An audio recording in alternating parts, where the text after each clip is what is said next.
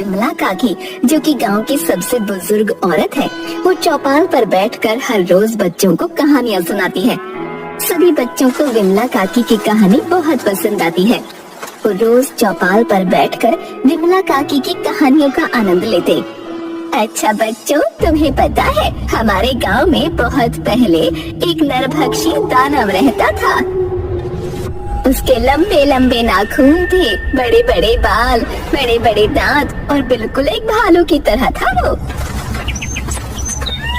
विक्रम, देख जरा, सभी बच्चे विमला काकी की कहानियाँ सुनकर मस्त हो जाते हैं। हाँ भाई, और रात में हमें सोने नहीं देते। फिर दोनों बच्चे हंसने लगते हैं। अच्छा, अब वो दानव कहाँ है? अब वो दानव हमारे गांव के कुएं में है। क्या कुएं में? हाँ, हमारे गांव के कुएं में। अब जो भी बच्चा पढ़ाई नहीं करेगा, जिद करेगा, वो दानव आकर उसे खा जाएगा। क्या खा जाएगा? चलो अब जाओ यहाँ से और जाकर सो जाना, ठीक है? सभी बच्चे वहाँ से चले जाते हैं। सभी बच्चे खेलते खेलते उस कुएं तक पहुँच जाते हैं। देख बंकू, अगर तूने मेरी गेंद नहीं दी तो तुझे वो राक्षस खा जाएगा। तुझे अभी भी वो राक्षस वाली बात याद है? अरे वो एक कहानी थी बस, और कुछ नहीं।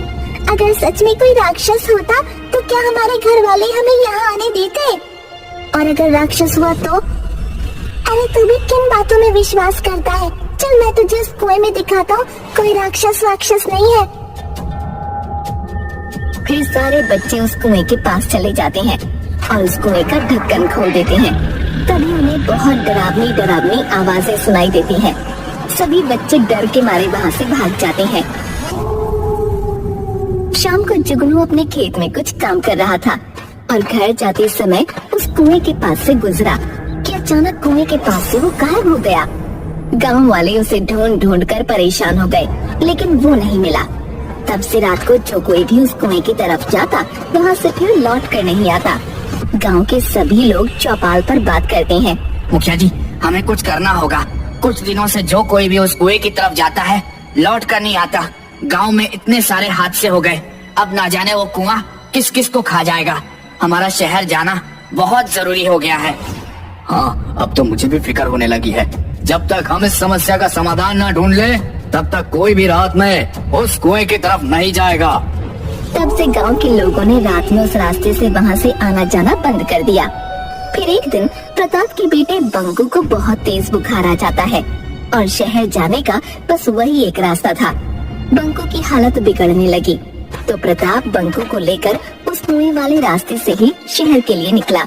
शहर से आते वक्त, सुनिए जी, जल्दी जल्दी चलिए, शाम हो गई है। हमारा यहाँ ज्यादा देर रहना खतरे से खाली नहीं है। अरे हाँ हाँ, चल ही तो रहा हूँ। पिताजी, क्या सच में इस कुएं में कोई राक्षस रहता है? हाँ बेटा, लगता तो ऐसा ही है, पर अब जल्दी जल्दी चलो। जब तक बंकू दौड़कर उस कुएं के पास चला जाता है। अरे अब खड़े क्या हो, पकड़ो उसे, देखो वो उस कुएं की तरफ जा रहा है। अरे तो मैं क्या करूँ, सुबह से तो बुखार में था और अब देखो कैसे इधर उधर दौड़ रहा है। बंकू, ए बंकू, रुक जा। बंकू उस कुएं में झांक कर देखता है और प्रताप उसे पकड़ने के लिए झपट्टा मारता है। तभी बंकू का पैर एकदम से फिसल जाता है और वो कुएं में जाकर गिर जाता है। बंकू, बंकू बेटा, अजी अब क्या होगा? आप निकालिए मेरे बेटे को इस कुएं से बाहर। मुझे नहीं पता, आप कैसे भी इसे कुएं से बाहर निकालिए, मुझे बस मेरा बेटा चाहिए। अरे हाँ भाग्यवान, मुझे भी मेरा बेटा उतना ही प्यारा है जितना कि तुझे। चल, हम गांव से मदद लेकर आते हैं। फिर दोनों गांव की तरफ जाते हैं। गांव वाले उर्मिला को रोते देख इकट्ठा हो जाते हैं। अरे क्या हुआ भाभी, आप रो क्यों रही हो? और प्रताप भैया, आप भी बहुत घबराए हुए लग रहे हो। अरे भाई चलो, जल्दी हमारी मदद करो। वो बंकू उस कुएं में गिर गया है। सभी लोग बहुत ज्यादा हैरान हो जाते हैं। क्या, बंकू कुएं में गिर गया? भगवान, अब क्या होगा? हाँ चलिए, आप सभी चलिए और मेरे बेटे बंकू को उस कुएं से बाहर निकलवाने में हमारी मदद कीजिए। नहीं नहीं बेटी, इस वक्त तो कोई भी गांव वाला तुम्हारी मदद नहीं कर सकता। तुम्हें पता है ना कि उस कुएं के पास रात को कोई नहीं जाता है। तो ठीक है, मैं खुद ही बंकू को बचाने जाऊंगी। अरे प्रताप भैया, आप रोकिए ना उर्मिला भाभी को। आपको पता है ना, उस कुएं की तरफ रात को जाना खतरे से खाली नहीं होगा। अगर वो कुआं इन्हें भी खा गया तो? और वैसे भी हमें थोड़ी समझदारी से काम लेना होगा। क्या आप यही चाहते हो कि आपकी उर्मिला भाभी को भी खा दे? मेरा उर्मिला के सिवा इस दुनिया में और कोई नहीं है। मैं उर्मिला को उस कुएं की चंगुल में फंसने के लिए नहीं भेजूंगा और अपने बेटे को बचाने के लिए मैं खुद ही उस कुएं में जाऊंगा। प्रताप उस कुएं की तरफ जाने लगता है। रुक जा बेटा, जितना प्यारा पंखु तुम दोनों को है उतना हमें भी। पर अगर तुम दोनों भी उस कुएं की तरफ गए और भगवान न करे तुम्हें कुछ हो गया तो फिक्र मत करो बेटा, भगवान कुछ रास्ता जरूर दिखाएंगे, बस तुम थोड़ा सब्र करो। फिर उर्मिला गांव के शिव गौरी मंदिर में जाने लगती है। सभी गांव वाले भी उसके पीछे पीछे हो लेते हैं और बंकू की सलामती की सब प्रार्थना करते हैं। दूसरी तरफ बंकू, जो कि उस कुएं में गिर गया था, लेकिन किस्मत से उस दिन पूर्णिमा थी और वो राक्षस गहरी नींद में सोया था। अरे कुएं में किसी के खर्राटों की आवाज आ रही है। वो आगे चलकर देखता है, उसे एक दानव सोया हुआ दिखता है। अरे बाप रे, इतना भयानक दानव! कहीं ऐसा तो नहीं कि विमला काकी की कहानियों में जो नरभक्षी दानव था ये वही हो? मतलब विमला काकी की कहानियाँ सच थी। अगर ऐसा है तो ये दानव तो मुझे कच्चा चबा जाएगा। मुझे जल्दी यहाँ से बाहर निकलना होगा, पर निकलूं कैसे? यहाँ से बाहर निकलने का रास्ता कहाँ होगा? बंकू उस राक्षस को देखकर बहुत घबरा गया था। मुझे माँ और पिताजी की बात मान लेनी थी। माँ और पिताजी बाहर जाने किस हाल में होंगे और ये कुआं इतना गहरा है कि चढ़कर निकलना नामुमकिन है। मुझे कोई रास्ता दिखाओ भगवान। वो आसपास बाहर जाने का रास्ता देखता है, तभी उसे एक अजीब सा निशान दिखता है। वो उस निशान को छूता है कि तभी अचानक एक पतली सी सुरंग का रास्ता खुल जाता है और उसे वहाँ पर और भी इंसान दिखाई देते हैं जो कि अधमरी हालत में थे। आज कितने दिनों बाद मुझे किसी इंसान की खुशबू आ रही है। तभी आहट सुनकर बंकू कहीं छुप जाता है। अरे बाप रे, अब मैं यहाँ से बाहर कैसे निकलूंगा? अरे वो पिशाच, वो यहाँ से कहाँ गया? तभी उसके पीछे से गुर्राने की आवाज आती है। हे भगवान, मेरी रक्षा करना! और पलटकर देखता है तो उसके सामने वो नरभक्षी दानव खड़ा होता है। आज तो मुझे एक और शिकार मिल गया। अब मैं जल्दी इस श्राप से मुक्त हो जाऊंगा। और वो दानव जैसे ही बंकू को हाथ लगाता है वैसे ही बंकू बचकर भाग जाता है। अरे ये क्या हुआ? कहाँ गया वो? फिर दानव उसकी खुशबू सूंघकर उसकी तरफ बढ़ने लगता है, पर बंकू पास पड़े हुए कीचड़ को अपने ऊपर लगा लेता है ताकि दानव को उसकी बू न आए और फिर सुरंग के एक कोने में जाकर छुप जाता है। फिर सुरंग में फंसे हुए लोगों से पूछता है, अरे काका, आप यहाँ सब कब से कैद हैं और इस दानव ने आपको खाया नहीं? अरे बेटा, अगर ये दानव मुझे खा लेता तो मुझे तड़पना नहीं पड़ता, पर जब से इस दानव ने मुझे कैद किया है तब से मैं रोज रोज मर रहा हूँ। ये दानव थोड़ी थोड़ी करके हर रोज हमारी जान खींच लेता है। ये तो बिल्कुल विमला काकी की कहानियों जैसा ही है। बेटा, तुम यहाँ से निकलने का जल्दी ही रास्ता ढूंढ लो, नहीं तो ये दानव तुम्हें भी तड़पा तड़पा कर मार डालेगा। नहीं काका, मैं आप सबको ऐसे छोड़कर अकेला नहीं जाऊंगा। दूसरी तरफ उर्मिला और गांव के सभी लोग मंदिर में बंकू की सलामती के लिए प्रार्थना करते हैं। हे भगवान, मेरा विश्वास है आपके रहते वो राक्षस मेरे बेटे का बाल भी बांका नहीं कर पाएगा। तभी वहाँ एक अघोरी साधु आ जाता है। तुम सब मारे जाओगे, तुम में से कोई भी जिंदा नहीं बचेगा। सभी गांव वाले उस अघोरी की बात सुनकर दंग हो जाते हैं। आप कौन हो बाबा? और आपको पहले इस गांव में हमने तो कभी नहीं देखा, और आप ऐसे क्यों बोल रहे हो?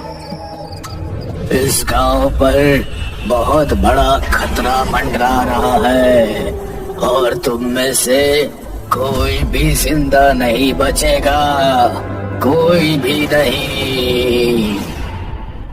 बाबा, आप बड़े पहुँचे हुए लगते हैं, कृपया आप मुझे बताएं मेरा बेटा पंकु सही सलामत है ना? ऊपर वाले के मर्जी के बिना कुछ नहीं होता। तुम्हारा बेटा उसी राक्षस की कैद में है। वो राक्षस किसी को भी जिंदा नहीं छोड़ेगा। क्या? पर वो राक्षस हमारे गांव में कैसे आया? और हाँ, वो सबको क्यों मारना चाहता है? वो राक्षस इसी गांव का एक आदमी था जो कि किसी संत के श्राप के कारण उसी कुएं में दानव बनकर रह रहा है। उसने कई साल शिव जी की उपासना की और खुद को बहुत ही शक्तिशाली बना लिया। और अगर वो 11 इंसानों की बलि देगा तो वो और भी ज्यादा शक्तिशाली बन जाएगा और फिर वो उस कुएं से बाहर भी निकल सकता है। क्या क्या? पर बाबा, उसे मारने का कोई तो तरीका होगा ना? तरीका तो है विमला बहन। आप अभी उस राक्षस को मारने का तरीका इन गांव वालों को बताइए। आप विमला काकी को जानते हैं? हाँ बेटा, ये बहुत ही जाने माने अघोरी है। पर जब से उन साधु ने उस आदमी को श्राप दिया था, तब से हमारे गांव में कोई भी संत और साधु नहीं आया। पर कौन था वो आदमी और उसे ये श्राप क्यों मिला? वो आदमी सभागन का बेटा था। उसने एक साधु की गाय को मार के उसका मांस खाया था। तब से उस साधु ने उसे श्राप देकर उस कुएं में बंद कर दिया था। दूसरी तरफ बंकू वहाँ से बाहर निकलने का रास्ता ढूंढने लगता है। तभी अचानक उसके सामने वो दानव आ जाता है।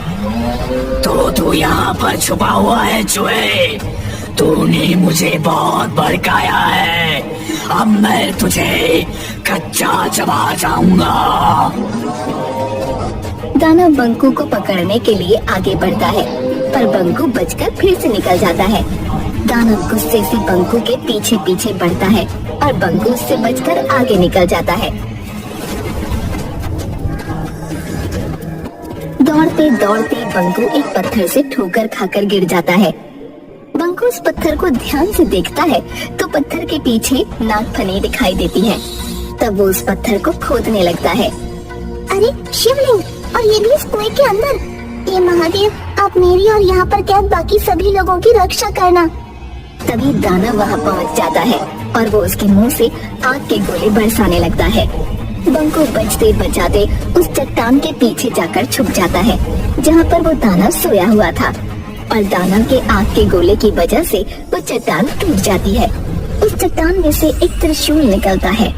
उस त्रिशूल को देखकर दानव डर जाता है। अरे, इस त्रिशूल को देखकर ये दानव डर क्यों रहा है? तभी दानव फिर से आग का गोला बंकू पर फेंकता है, पर बंकू खुद को बचाने के लिए उस त्रिशूल को आगे करके आंख बंद कर लेता है और वो आग का गोला उस त्रिशूल से टकराकर उस दानव पर ही उल्टा पड़ जाता है। अरे, मतलब ये त्रिशूल मायावी है। इसका मतलब इस त्रिशूल से दानव भी मर सकता है। फिर बंकू उस त्रिशूल से दानव के ऊपर वार करता है। दानव दर्द से कराहने लगता है, पर वो मरता नहीं। अरे, ये दानव तो इस त्रिशूल से भी नहीं मरा। अरे हाँ, याद आया, विमला काकी ने एक बार उनकी कहानी में बताया था, अगर त्रिशूल से राक्षस की नाभि में वार करो तो वो मर जाएगा। फिर बंकू त्रिशूल निकालकर उस राक्षस की नाभि में वार करता है। वो राक्षस जोर जोर से कराहने लगता है और देखते ही देखते एक आदमी में बदल जाता है और कुएं में कैद सभी लोग ठीक हो जाते हैं। अरे, तुम इंसान कैसे बन गए? वो दानव बंकू को सारी बात बताता है और फिर उसे और कुएं में कैद सभी लोगों को बाहर निकालता है। अगले दिन गांव के सभी लोग उस कुएं के पास इकट्ठा हो जाते हैं। अरे भूत भूत भूत! अरे कहाँ है भूत? अरे वो देखो, उस बरगद के पेड़ में कुछ हलचल हो रही है। ये वही भूत होगा जो इंसानों को मारना चाहता है। तभी वहाँ से बंकू और कुएं में कैद लोग और विमला काकी का बेटा बरगद के पेड़ से बाहर निकलते हैं। गांव के सभी लोग बहुत हैरान हो जाते हैं। फिर बंकू गांव वालों को सारी बातें बताता है। विमला काकी अपने बेटे को गले से लगा लेती हैं। बंकू, आज तूने मेरे खोए हुए बेटे को फिर से लौटा दिया। मैं तेरा धन्यवाद कैसे करूं? रोज रोज नई नई कहानियां सुनाकर। और फिर सब लोग हंसने लगते हैं। फिर उर्मिला भी बंकू को गले से लगाती है। बंकू गांव वालों को बताता है कि कुएं के अंदर एक बहुत ही सुंदर शिवलिंग है। अगर उस कुएं के नीचे सच में कोई शिवलिंग है तो क्यों ना हम उस शिवलिंग को बाहर स्थापित कर दें? अरे हाँ हाँ, बहुत ही अच्छा सुझाव है। हम आज ही शिवलिंग की स्थापना का काम शुरू कर देंगे और एक शिव मंदिर भी बनवाएंगे। वही उर्मिला अपने पति को सही सलामत देखकर महादेव और देवी माँ का धन्यवाद करती है।